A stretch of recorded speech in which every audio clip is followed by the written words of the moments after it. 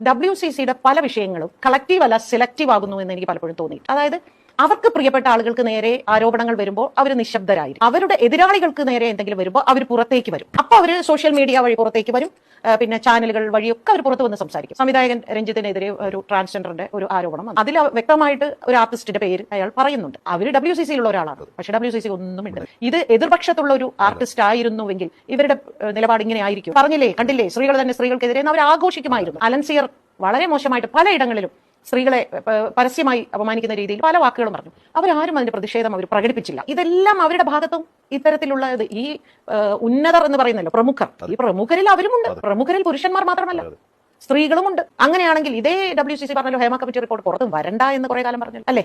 രേവതി പറഞ്ഞല്ലോ, വന്നാലും പേര് വിവരങ്ങൾ പുറത്ത് വരണ്ട എന്ന് പറഞ്ഞു. ഇനി പേര് വിവരങ്ങൾ പുറത്ത് വന്നാലും നിയമ നടപടികൾ വേണ്ട എന്നും അവർ പറഞ്ഞു. പാർവതി തിരുവോത്ത് പോലും തന്നെ തനിക്കെതിരെ മോശമായി പറഞ്ഞവരുടെ പേരുകൾ ഇതുവരെ പറയുന്നില്ല.